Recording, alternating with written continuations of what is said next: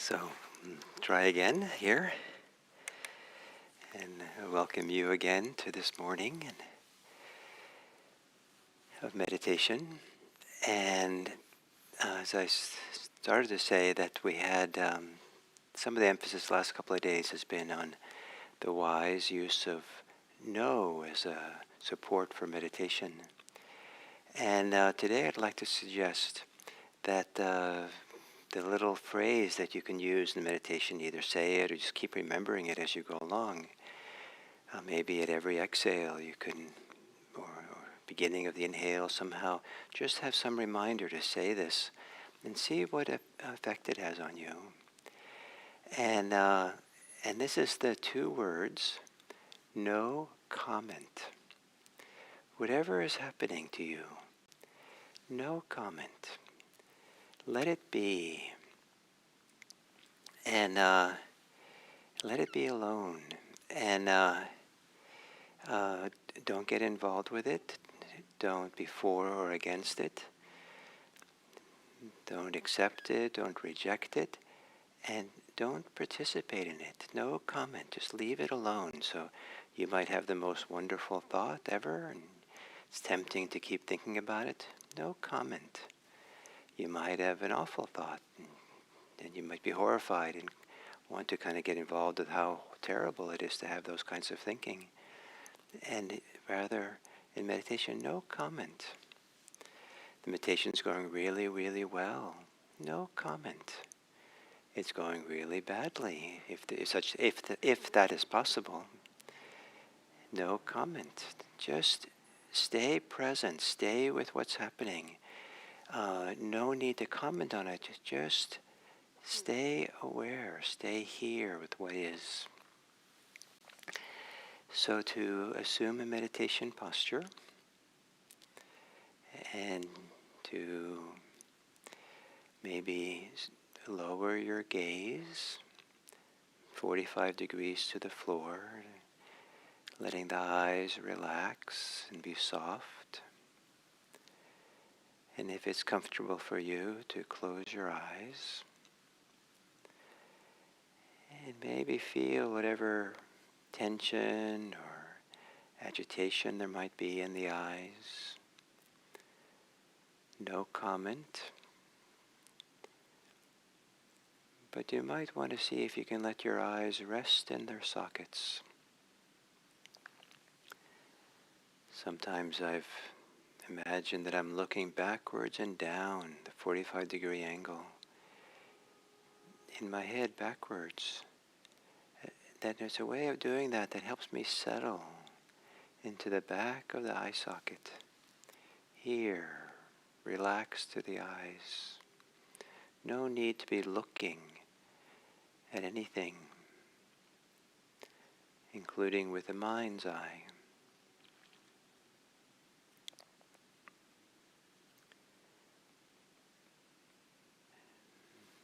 And as you exhale, relax any bodily agitation or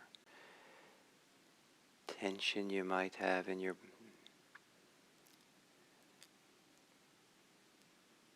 maybe feeling it on the inhale and exhaling on releasing, relaxing on the exhale.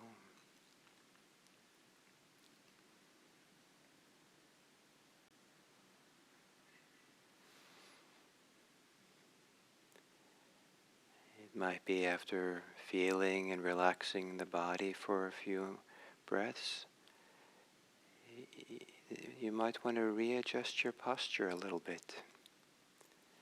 Maybe the position of your hands and your arms. Like just now, I just brought my hands back on my thigh a little bit.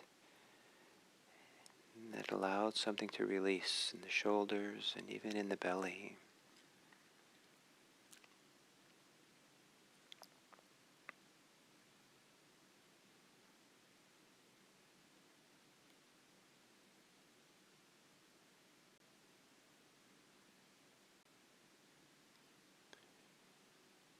And let the inhale continue a little bit longer than usual, just a brief few moments,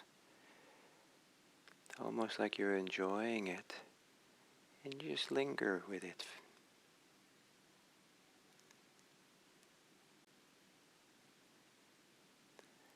And the same with the exhale. Linger with the end.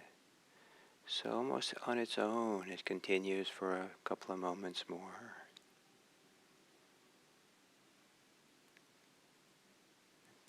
It's not an effort to have longer breaths, but just linger and allow it. Almost you're allowing inhale and exhale to be more complete.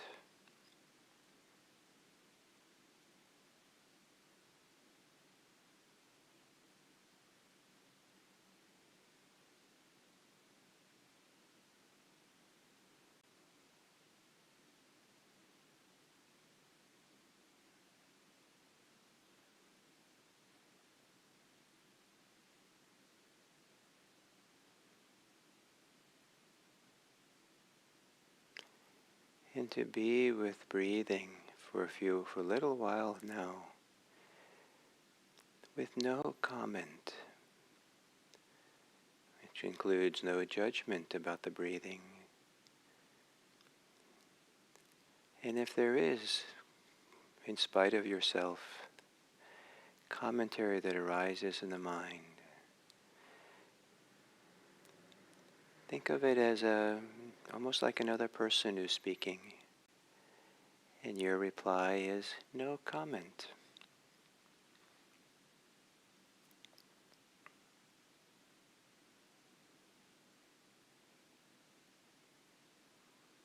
And return to breathing.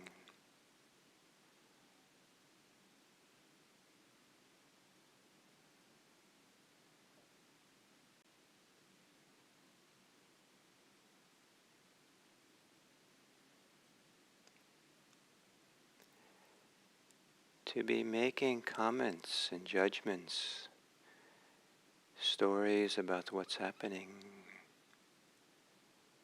is to be entrenched, is to be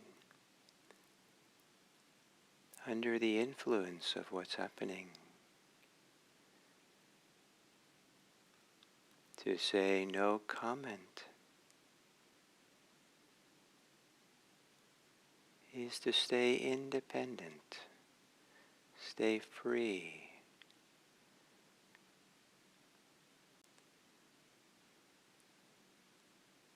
Not living under the influence of how things are going, but instead living aware of what's going on without being under its influence. No comment.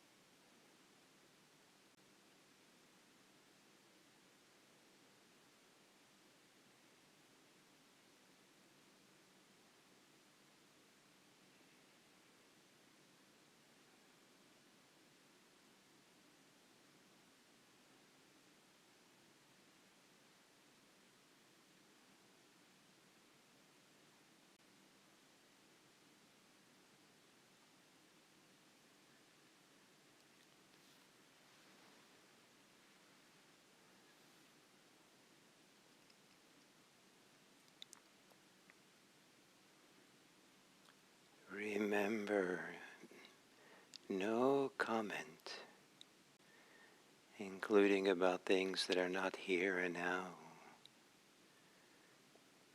No stories. No reviewing, planning. There is a way when you do those things that you lose a certain freedom.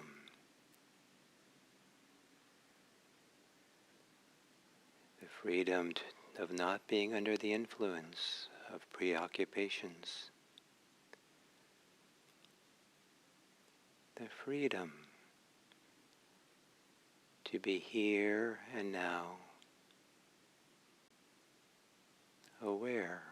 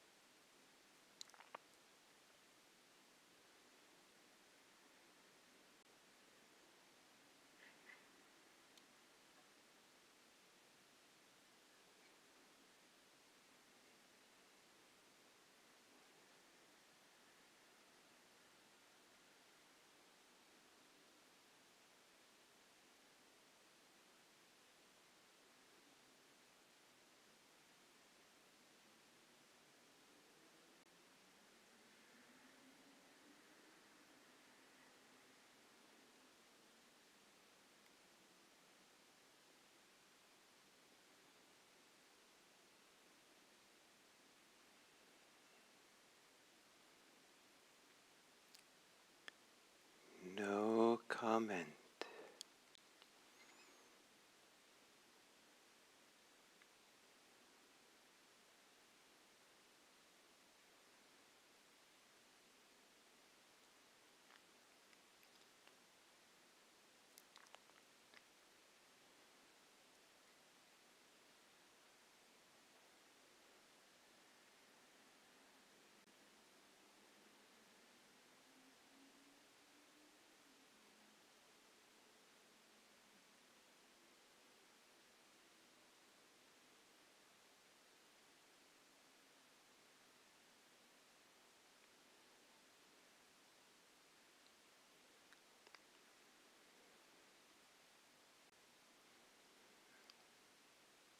And then, as an alternative to comments,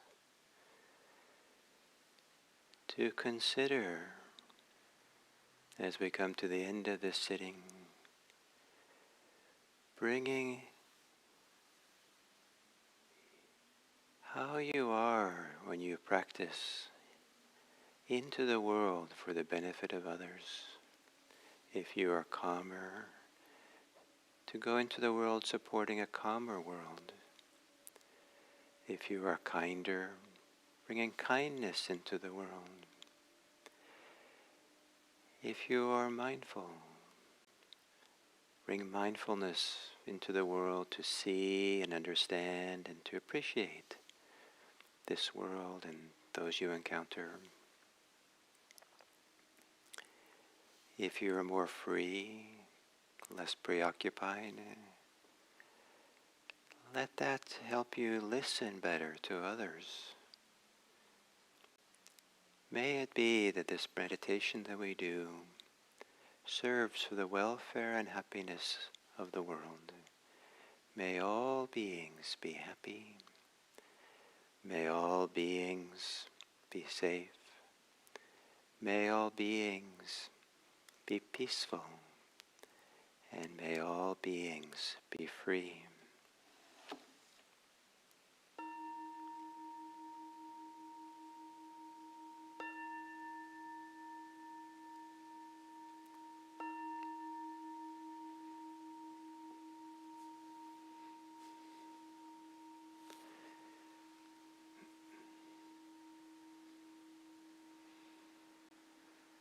Thank you.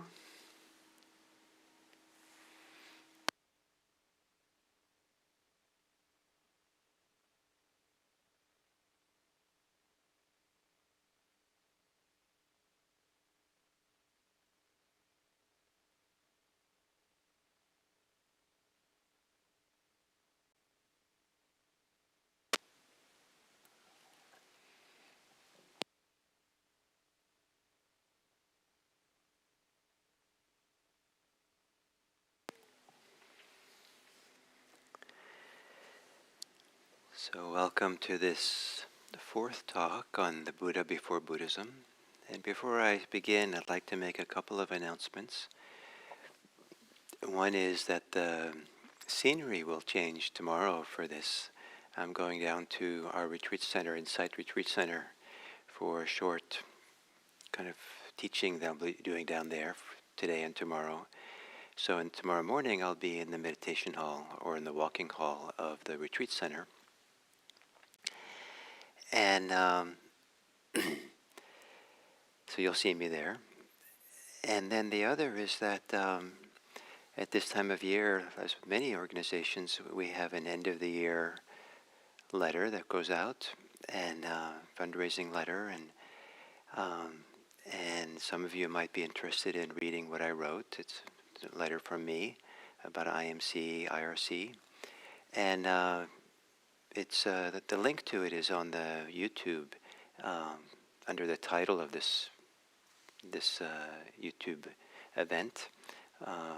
Right there, there's a link, and also you find a link to the letter on IMC's website on the homepage under What's New, and I believe IRC's website has it also.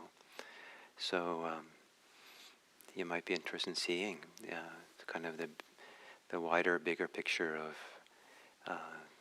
that we're connected to through this YouTube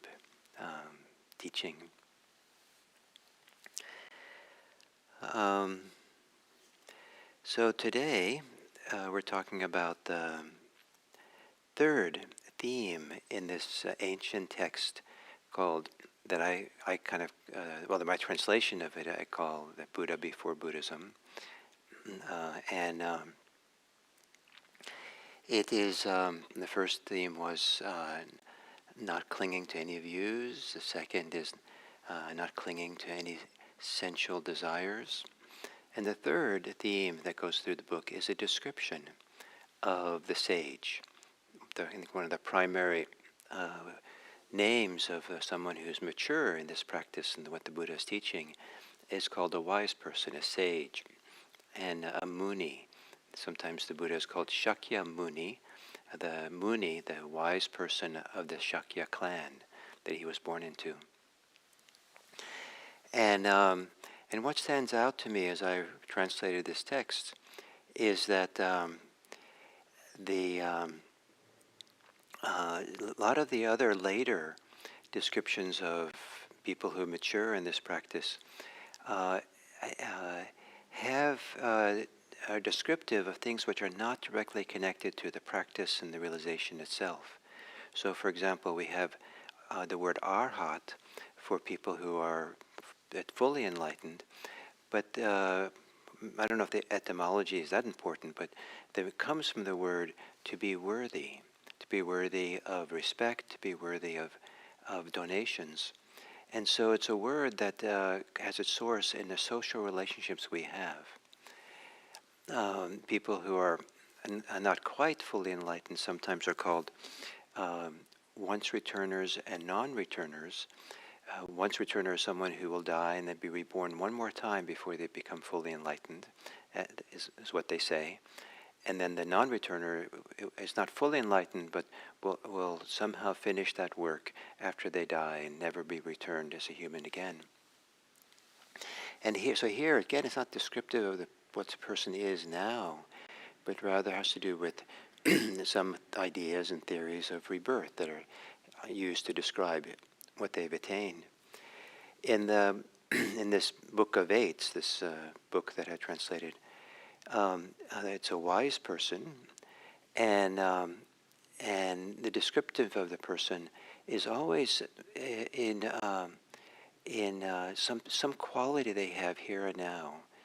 So even the wise, the muni, translated as a sage,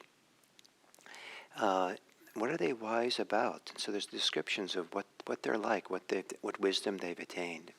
And interesting, the wisdom they attain is always described. They're wise about delusion. They're wise about how they get caught. They're wise about clinging. And so in that wisdom, they can learn how not to cling, not to get attached. It's not wisdom about emptiness or wisdom about not self, wisdom about some metaphysical or supernatural thing. It's really a wisdom about how we suffer and the causes of suffering. And to have wisdom about that is what makes the person wise, especially if they're wise enough not to get caught. And so it keeps coming back to the describing the person, the practice, the realizations, the insights, what they do. That's very naturalistic. It's very humanistic. It's just what you see, what you live in, what humans are like in their life directly without any recourse to metaphysical ideas, doctrines that are kind of abstract, that something you have to take on faith and belief without really being able to experience it for yourself maybe, or something supernatural. So it's a remarkable kind of humanistic or naturalistic description of the sage, of the wise person. So I'm going to read to you some of these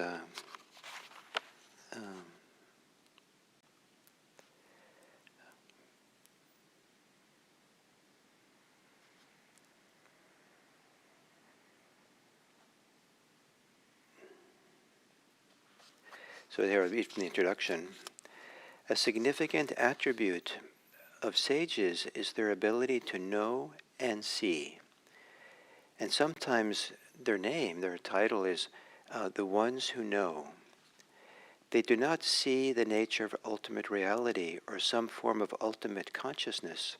Rather, sages know and see the ways in which people struggle. They know what is not harmonious and what is dangerous. They know the problems that come from pride and holding on to opinions. They see how people selfishly trash about, get elated and deflated in their disputes, speak with arrogance and cling to teachings.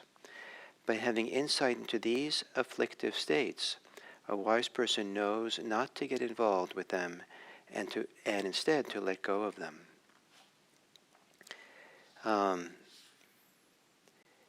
Being at peace and having overcome cravings, sages become independent in knowing the Dharma through their own direct insight and experience. So here. So someone asks the Buddha a question. The question is, seeing what and behaving how is one said to be at peace? Talk about this, Gautama, when you are asked about the supreme people. Then the Buddha said, free of craving before they die, independent of past and future, not making up anything in the present, they revere nothing. It's almost like the whole religiosity of religions that have sacred and reverence and is kind of put aside in favor of just becoming confident and present in a peaceful way. Free of anger, free of fear, not boasting, not worrying, they are sages who, when speaking, teach without agitation. Not clinging to the future, nor grieving the past, they see seclusion in the midst of sense contacts and are not guided by views. They are neither clinging nor deceitful, not greedy or stingy, neither impudent nor offensive, and don't engage in malicious speech. Neither addicted to what's pleasant, nor given to arrogance, gentle and intelligent. They are faithless and don't free themselves from passion. They are faithless. It's fascinating. Here, they are faithless means they don't require faith. They don't have to believe in something because they know themselves. Faithless has a kind of a, I think even back in ancient India, I think it was kind of like a little shocking to refer to someone who's a sage as faithless because I think it just as in English, that means someone who's maybe dishonest or betrays or something. But here, free of faith. And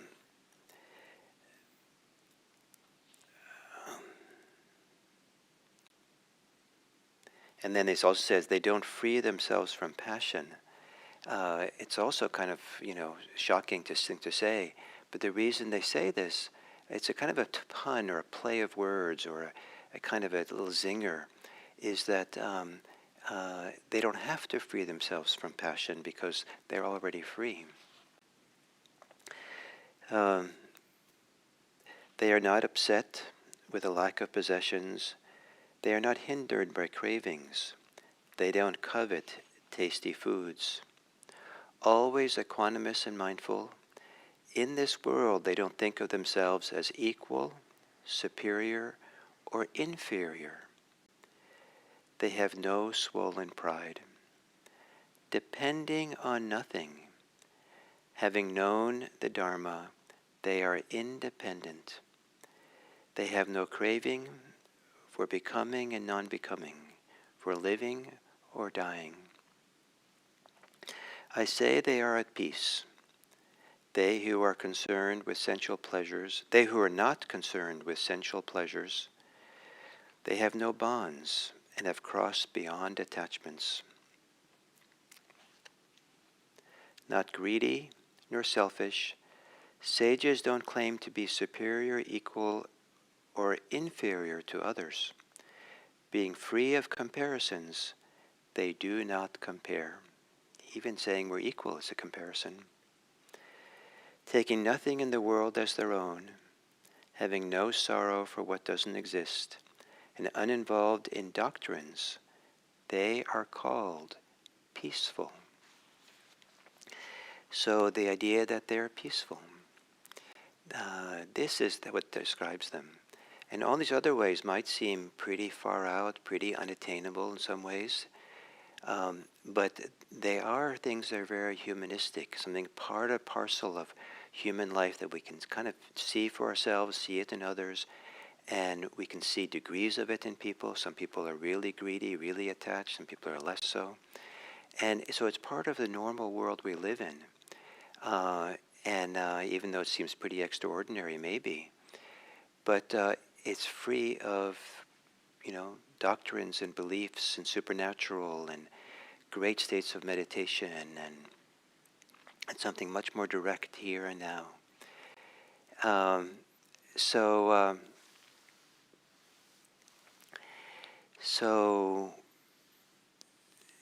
there's a way then, in this way, to understand that this can be about you, that you can be a sage, you can be a peaceful one.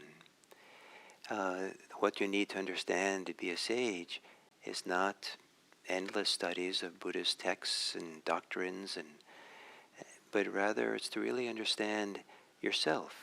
The Dharma book that we study in Buddhism is in your own heart, in your own minds, understanding how you get caught and knowing how not to be caught.